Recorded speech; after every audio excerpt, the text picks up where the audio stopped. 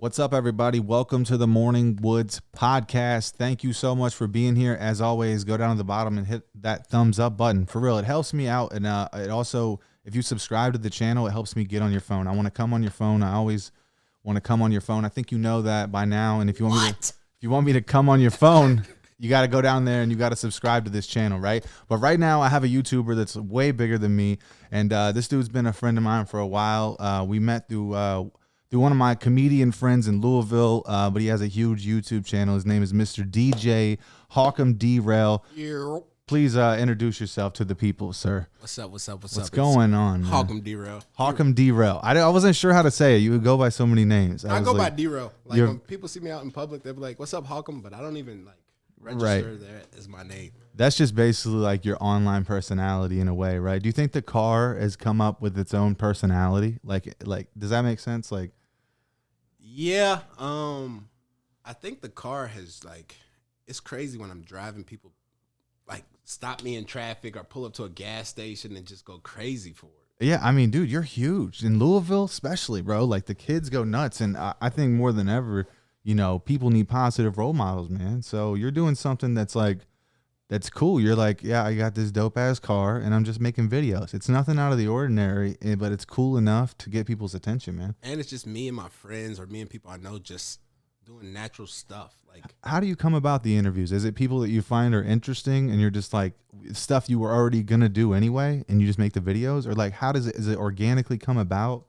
None of my videos are really planned or anything. I just put my camera in my car with me and my friends, or me and somebody who I meet just every day. Because I say I never meet a stranger, so I just talk to everybody. Yeah. And somehow the conversation goes from, "Hey, my name is Derail," to, "Hey, let me take you for a ride real quick." Yeah. And then the next thing you know, you're fucking going 700 miles an hour in a residential neighborhood. Dude, you scared the shit out of me. I was keeping my cool. I watched the video that we did, and I kept my cool or whatever. But and I know some people in the comments were like, "Damn, this dude's pretty chill." But I low-key wasn't. No. If people want to know, I wasn't that chill. I just have a stone face. But, dude, inside, I was like, okay. I hope we're good, bro. If this is the day, it's the day. You never know. I'm not ready scared. For that day, though. I'm not scared. It happens. It's terrible, right? Hopefully it's not a car wreck, because that'd be fucked, bro. That would suck. But yeah, that's not how I want to go out. I need Same something here. glorifying to go out. I need my name to live on forever. Right. Even Hugh Hefner probably didn't die a gorgeous death. I don't even know how he died. I don't either, but no one, it probably wasn't with a chick on his fucking lap, Yeah. He was probably in the fucking nursing home and shit. None of those girls even visited him. He was like, "I thought you guys were gonna all wear the gowns and give him my medicine and feed me." And they were like, "Hugh, you're broke.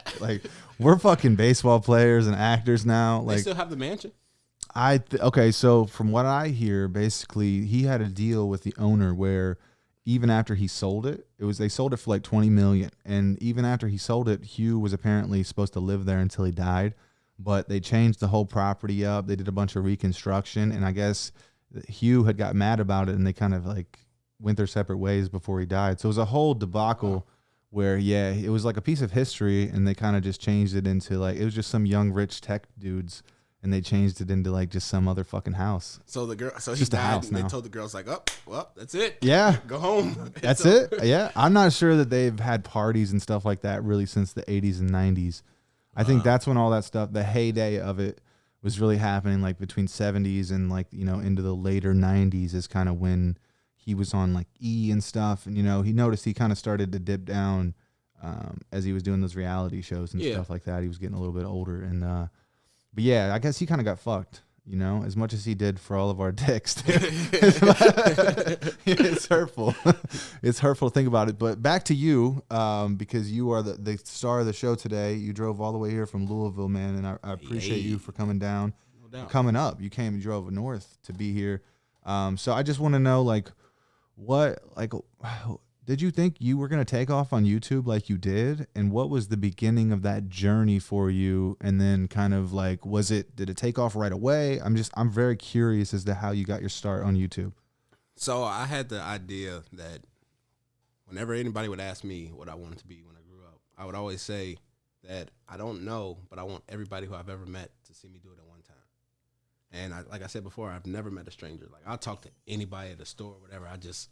Talking is my gift of gab. I like doing it. So I was like, man, I got to get on YouTube or get somewhere where everybody can see me. I tried radio for a little bit. So you did broadcasting school, or you tried like a podcast type of thing? I went to college for broadcasting journalism. Okay. Yeah. And so that's why you're good at editing videos and stuff. I noticed that. Well, actually, I dropped out before I could even make it to that. Really? Yeah. Oh, you just have an knack for it, I guess. Yeah, I guess so. College was just an expensive party for me. I know, dude. I know. Yeah. I'm not. Yeah, you're not lying about that. But I was like, let me do something. I know I have the personality that people just gravitate to. Yeah. But I need something to draw their attention to make them come see my personality. Like a port of entry to get them to find you. Yeah. Yeah, because I can't just pick up a camera. I mean, I could have probably just picked up a camera and just started recording. But I was like, let me get a trackhawk.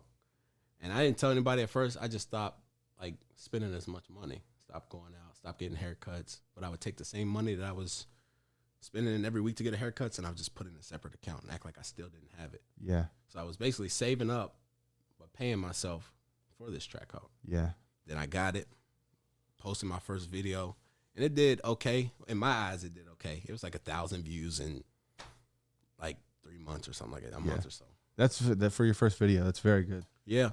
But then, like me, I always want more, so I didn't think 1,000 was enough. I posted the next video, and it hit like 4,000. I'm like, oh, shit, it's working. Yeah. But then it got to the point where it's like, if it doesn't hit 1,000 in 24 hours, I'm sad. Like, it's not enough. It's like, right. So right now you got to hit like 10K plus before you're even happy with the upload. Now I got to the point where I don't look at it after I post. You don't? No, because it was consuming me. I would keep checking and pulling my phone out, trying to see like. Well, I think you're over 1 million, well over 1 million plays now on your channel. Oh, 5 million.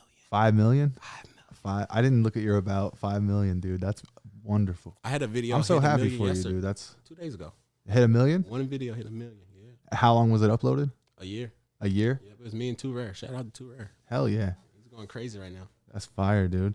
Yeah, do you think that having those relationships with those people before you had your channel, like some of the people that you've had some basketball players, you've had some notable people on your show, especially from Louisville, they're big in the community. Do you think having those pre-built relationships with these people kind of helped you, them co-signing for your channel, or do you think that organically it was just the Jeep itself and the idea of just, because like I don't know of any other channels that are doing that. Like, you know, back in the day, there was this cool show where people would do like taxi confession cams. Oh yeah, I remember. You remember that? I mean, yeah. that's literally the only thing that I can think of, dude. And this was in the 90s, right? And that was on network television. So it's like, it's a unique idea in itself. But do you think that just having those notable people, do you think that did help though? Yeah, no. Like some of them I met along the way. Like I just happened to be in the right room at the right time and just being myself. And they were like, damn. Can I cuss on here? Yeah. Oh, fuck okay. yeah. I always say fuck yeah when people ask that. They're like, damn, I fuck with you. Then we just built a relationship. I would chill with them for a little bit. And I was like, hey, what's up? You want to come on my channel and do a video? And then I went from there. That's crazy. That's kind of how we met. You know, we met through a mutual friend, Will McKenzie. And, you know, comedy doesn't pay a lot. So I was crashing on your guys' couch and you happen to be his roommate. And then we vibe, bro. And this is the thing I always tell people about you. Like we were out, I had never really been to Louisville. So like, you know, I was there for 3 or 4 days. So I kind of went out every night and I was partying and that's kind of what the gang does. You know, the guys were out doing their thing, but like you was just staying at the apartment editing videos all night long, bro. And I noticed that. And I told you something. I was like, bro, this is crazy. I was like, do you ever go out and do anything? And you were like, nah, man, I'm just really focused on this YouTube thing. And I was like, that was just, it blew my mind. You didn't even know me. You didn't know I had a podcast or none of this. I didn't know. And I didn't know you had a huge channel like you did either. I was just watching you and I was like, this motherfucker is putting in work. Sometimes like, you legit. gotta subtract to add. That's my motto. Yeah. Like I feel like I'm a millionaire in pending status. I just gotta clear that status and it takes me doing the work. Yeah. Yeah. I feel you too, dude. I think that a big part of me has told myself internally that I'm going to give up my 20s and 30s and maybe even well into my 40s to work at this comedy and this podcasting and this eventually movie business like this. I'm willing to give it up, man. Like I don't care about social life and all that shit. I have a social life within those circles. You know, I meet incredible people all the time. I don't see it as you like giving it up. You're just redirecting the way you're going to spend it. That's true. We're not blowing our time. Yeah, if you want to do the same thing that everybody else is doing, you're going to get the same outcome they get. Mm-hmm. If you do something differently, you're getting a different outcome. Yeah, you want to be 100%. Madison Square Garden. I do, dude. Yeah. I do someday. I want to be, you know, like a Kevin Hart or a Joe Rogan or, you know, in my own way, in my own light. I don't want, you know, I don't want to ride on anyone's coattails. And I think that's what's hard about sometimes when we meet people that are, it's intimidating sometimes when we meet people that have more success than us, I think, in a way. It can be. So I think that's why it was cool that we organically met. And then you were like, hey, man, you're pretty cool. Do you want to jump on my channel? It was literally like you described. Like, so I think that's dope, man. You do have a personality that's like easy to, you're a likable guy. So I can see why people want to kind of see you pick these people's brains and stuff, right? Because you don't get to see like the average everyday conversation of these kinds of people normally, like that. The two rare rapper guys, just mostly people get to see music videos, right? Yeah, that's true. So when you can actually see him talking, it's almost like a Quentin Tarantino kind of thing. Like you're giving these people a different personality. You're almost making them real. Yeah, in a way. And it's crazy because like before, like me hanging around like celebrities, I would see how everybody else does. Like it would be, oh, it's a celebrity. But then I'd be at their house and they're just like you and me, like regular person, bored. Just we're trying to find something to do. Yeah. So it's like, damn, I could just pick up a camera and show everybody the inside of what's really going on. It's like everybody's normal. Yeah, I don't know. I like it. It's dope, man. Yeah, I like what you're doing, man, for sure. So when did you kind of start doing this? Like, how long has this been going on for you as far as building up to 5 million views? And when did you really start you felt you were taking off and starting to get into the millies? So I posted my first video in like December 2020, I think. So about 2 years. Yeah. Coming up on less than. Yeah. Coming up on 2 years. So I think. You're at 5 million views in less than 2 years. Woo! Organically too, That's dude. crazy. Over 30,000 subs. And I haven't spent no money on like marketing or anything. Yeah, well, I was looking at some of the comments too, and a lot of people were giving you props, and they were like, "Oh man, I remember when you were at 5K subs. I remember when you were at 10K." And I was like, "Damn, this dude's blowing up, bro." It's crazy. You're gonna be at 60, 100 before you know it. I guarantee it. I can't wait to hit 100. That's my goal right now. That's what I'm searching for. It's gonna happen, dude. And then I'm sure. Are you monetized? I don't know if you want to talk about it. Yeah, definitely monetized, right? If I wasn't monetized, I could not afford that car. Right. So basically, it's paying for itself at this point. Oh yeah. That's what I tell people too about this YouTube model. It's like, it's a lot of upfront costs like any other business, right? Like whatever your niche is, like this podcasting gear, like a new car, like it's not cheap. It's like a lot of money, and like I'm paying out the ass. I'm gonna be paying for a few years, but I know that it's a long-term investment that pays for itself, right? Like once that monetization hits, and then there are other markets that you can go to that aren't just YouTube. You know, you can be monetized on Facebook. You can start doing more shorts. You can start right. There's so many other avenues. The same videos. You can post the same video 100 times. Most of the people I know who go viral dude, because all the people who I know go viral and have millions of views, they're like, dude, repost that video like 4 times in one day. If at one point it hits 30K and one point it hits 100 plays, they were like, delete the other ones and just keep the one that's at 30K or whatever, and just repost it the next day too. Like, just post on their heads. I get nervous about that. I think that I can overpost, and you don't want to saturate your fans. You don't want to be like constantly trying to sell them links and shit. Yeah. It feels impersonable. My problem is I underpost. I'm not consistent when I post. I feel like I'm the same way. I'll post 3 videos every week for like 3 weeks, and then I won't post for a whole month. I try to never go dark. If I don't do a podcast, I'll try to do a vlog. I'll try to do a short. I try not to let the channel go dark. See, that's my problem. Yeah, if it happens, then I think that you can kind of get removed from the algorithm pretty quick. There is so many people making videos, bro. There's a million guys just like us trying to get on. You're right, but there's only one of me, and That's true. That's true. Certain people shine through because the unique perspective. That's what it is. There's a million people doing it, but only maybe a few thousand that are actually going to be successful. Yeah, which is wild. Long term. That's wild, especially for me to just take a leap of faith and I paid $70,000 for a car. It's crazy though. That's the price of a house, a small house. Sometimes I just walk outside and I'm like, yo, I have a trackhawk. That's crazy. It is, dude. Like it's crazy. Like, yeah. I don't know. It's crazy. It's fucking nuts, bro. Yeah. So 5 million views, 2 years, less than 2 years. What's in the future for you? Do you have any other, obviously this is doing well, but do you have any other ideas for videos or ways to branch out? Are you thinking about podcasting, or you do a documentary about DJ derail. What's the future for you? Hey, if I can get to where I'm documentary worthy, I would definitely do that. Like right now though, like I'm big on anytime I close out my videos, it's blessed and be blessed. Your blessings come from blessing other people. So I want to like switch my channel over somehow to where I can make my channel about helping people.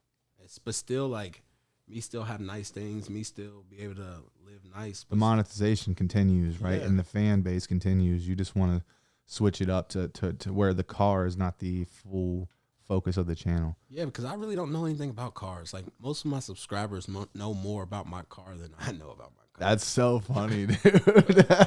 Like for real. They're giving you advice on like what the lift kit and the kind of tires I to ask get. for help all the time from them. That's fire, dude. You have a community behind you. Yeah. It's like it's got to be hard to give it up, right? It's got to be a bit of a vice for you to be like, I mean, Ray, are you torn With what? in a way to give it up because of all the attention and stuff that it's got? It's a crazy fucking car, dude. Yeah, but I be thinking about selling it all the time. Are you thinking about getting something else that's fast, or are you just thinking about just, being like doing like social experiments on YouTube? That could be cool too. See, I'm torn in between the two. I want to like start over because I told everybody my story on how I was able to afford my trackhawk and whatever. But I want to like sell it and subtract to add. Like, Yeah, put that into something else. Yeah. Yes, I got you. Yeah, that's a great idea, dude. Build your own studio, or, you said you wanted to make movies. yeah, You write a movie, dude. You got enough rappers. Louisville, you got enough rappers and comedians where you can cast a movie just with the people that you know, dude. that would be. You got access to stuff. Come on, man. Yeah, but about You what? could do though? it. I have no idea. You probably already know. You probably already got tons of stories. But what's crazy is though, like my channel, the videos to me are like boring because it's me just being me, normal. Like I'm not putting on a show. I just cut the camera on, so everything I post is just my normal day life. Yeah. So I wouldn't know what to make a movie about because I think you should keep doing that. Take the vlogs outside the car.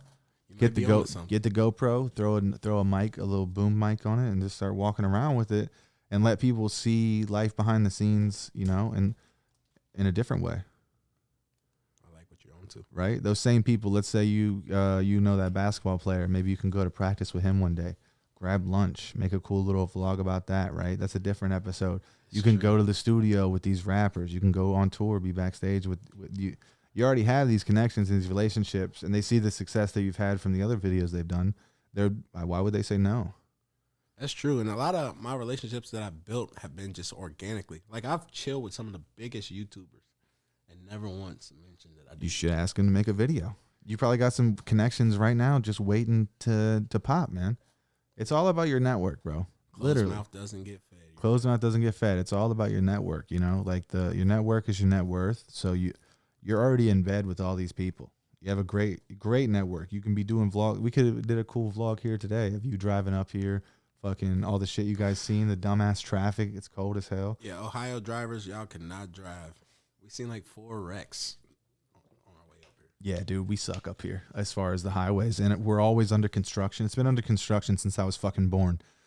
Like 33 years of fucking traffic cones, dude. It's crazy up here. That's Kentucky too, though. It's all, yeah. Well, they put a lot of money in the infrastructure, so they don't want to lose it. They don't want to lose that money. That's how they they cut it off the top, right? We know that. We know that for sure. Speaking of cutting it off the top, dude, and we're talking about construction in the city and stuff. Let's talk about, I know it's an older case, but I kind of mentioned this to you when you first came. I just watched this Vice documentary on Vice News about Louisville and the police department and like how Breonna Taylor was killed. And I didn't realize Freeway. I didn't realize what was going on down there. Like I knew obviously there was a lot of talk about like it being it was wrong and stuff like that. It's always wrong when someone fucking gets shot by the police, especially when they're unarmed. So no matter what, it's wrong. So I think that part of it just got overshadowed, the wrongdoing, and people didn't really look into what was going on. But there were a ton of other cases where the cops were busting people that necessarily they didn't have a warrant for, or they were doing it beyond illegal means. And then they were also taking tons and tons, I mean, hundreds of thousands, maybe millions of dollars off the top. And so from what I understand, Breonna Taylor was someone who was known to have a lot of money on her, and the police knew that.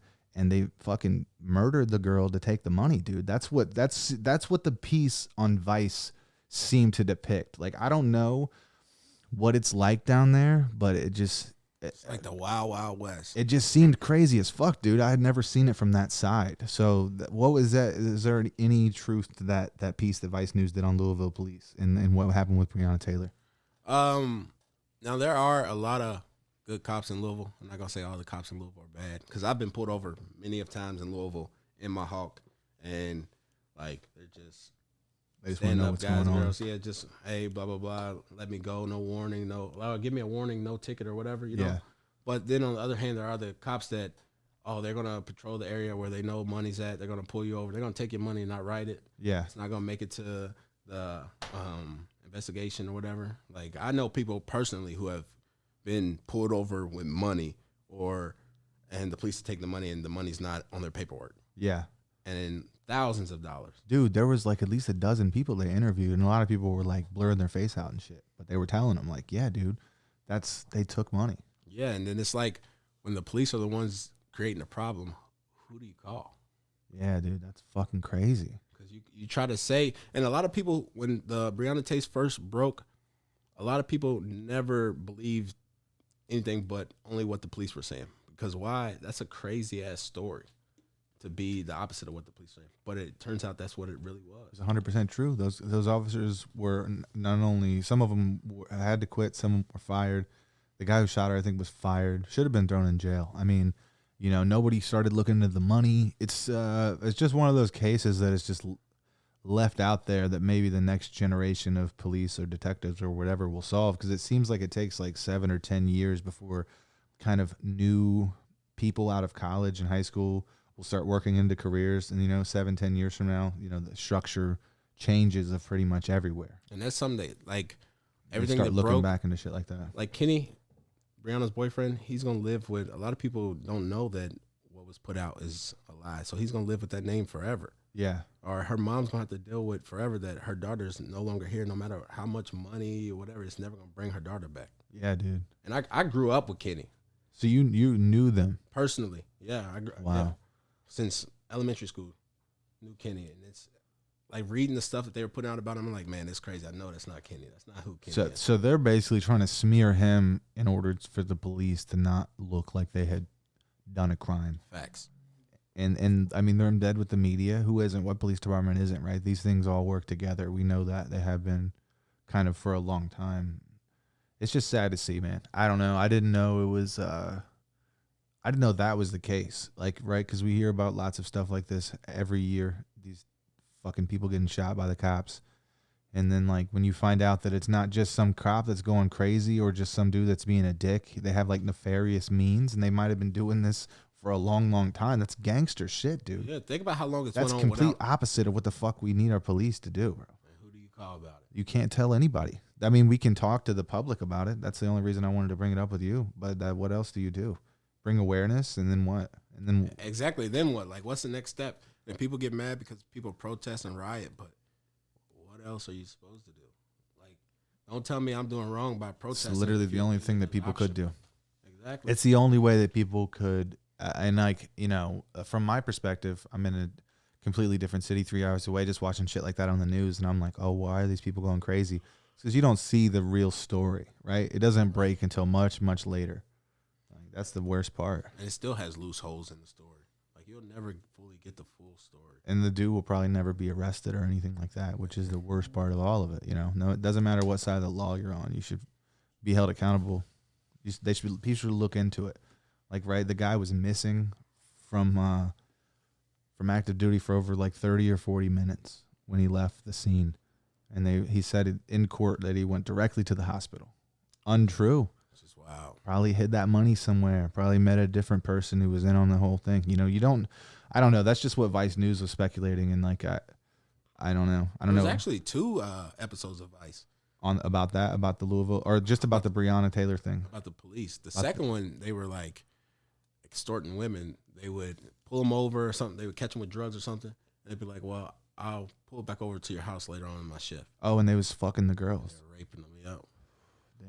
Or making them pay money. There was an officer like that when I was a teenager. His name was Miller, and he was from, I think it was the Fairborn Police Department. I went to high school out there, and I had a couple run-ins with him, and I always thought he was a decent guy. I didn't know he had let me go with some warnings and kind of as some teenage mischievous things, and kind of let me off a little bit and my friends off a few times. And then years later, I hear that he actually had done that to a woman, where he maybe multiple women, but it was one case in particular that got him fired from the force. So I think that cops have been doing that since the beginning, and it's only just now people are starting to question authority and kind of wake up to the power structure that's been going on for so long.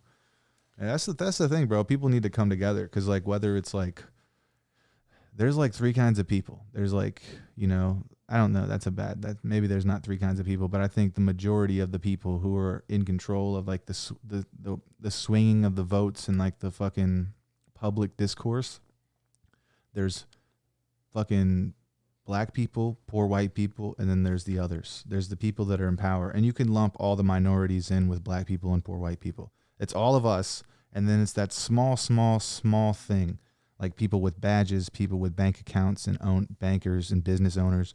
And that small group of people has been running shit for so long that I don't think that there's anything we can ever say or do to kind of flip it on its head. Besides everyone riots, you know? It's like, is the whole world gonna fucking stop? You know? I don't know, man. It's hard. Yeah, it's hard. It's hard to get everybody to agree on the same thing. Yeah, it is. Especially when money's involved. It's hard. Like, I don't even know what the proper way is to solve it. Like, I give suggestions all day, but I don't know. Yeah. I don't know, man. I don't think there's anything we can do to solve it besides just talk about it and bring awareness to it. That's not going to solve it, but it will keep it on people's minds, because it shouldn't just go unnoticed, man. No matter how old the shit is. Bringing awareness definitely helps, because the more somebody knows, like, oh, I might get caught for this. Yeah. The less they'll probably do it. That's true too. Maybe other police in the future. I think those body cams and things that we're doing now, it helps. But the fact that people can still turn it off if they want, the fact that we don't have a foolproof plan to stop wrongdoing on either end right now. So I think that in the future, you know, as legislation moves forward, people are getting tougher on the police. Even though laws get tougher on us every year, and it feels like there's more and more stipulations and more things we have to fucking adhere to. I think it's like that internally too, to a smaller degree. Like we are trying to police the police, right? There are organizations now that are starting to kind of come up where we're actually checking into it, or we wouldn't have got the body cams, or we wouldn't have, right? There's some good in there, right? I want to have hope. Holding each other accountability, or having accountability. That's the biggest part. I think that's the biggest thing that they can do. And better training, just fucking mental health training for these people. It's not always some guy wanting money. I think the majority of the cases is just wild fucking people who are having bad days, and these cops are meeting people who are trying to kill them most of the time. So when they meet someone they treat everyone like that, you know, because they're always running into all this crazy shit. That's not I don't know, it's just not a good way to live. I don't know, man. I don't have any solutions for it. It's just stuff that I think about, you know. It's like, our systems are fucked. Prayer. In every city, in this whole country. Yeah. You know. Most definitely. That's a sad thing. I don't know. This took a sad turn, everybody. How long have we been going, Marky Mark? Almost 29 minutes. Almost. We're about to hit 30 minutes. Yep. Okay. Well, let's talk a little bit more about what you got going on your channel. You got anything coming out soon that people can look forward to? Do you have any interviews scheduled or anything? I don't have any interviews scheduled. I've had some artists reach out to me. They're never around Kentucky. It's like either they're in L.A., Atlanta, Chicago. So I got to branch out and just go make some trips. Yeah. Dude, I'll go with you. I'll vlog it. You can book some shows too. I'm saying. I'll book some shows. Even if we can't book, I can get in some open mics somewhere. Yeah. If you go somewhere for like a week and do a couple of people while you're there, and then you'll have like a month worth of content. I got to do something to my car first. Like, I want to get it wrapped or go into the motor, because it's slow to me now. Really? Yeah, it's slow. You're fucking crazy, it's bro. It's slow if I'm driving. If I'm driving, it's slow. But if you were driving, I'm going to be screaming the whole time. Yeah. 'Cause when I'm in control, it's like, yeah. So you're saying that when other people drive fast, it fucking tweaks you out, makes you nervous? I don't care if we're in the Kia. If somebody else is driving fast, it scares me. That's so crazy to me, dude. You're like a speed demon, but you fucking.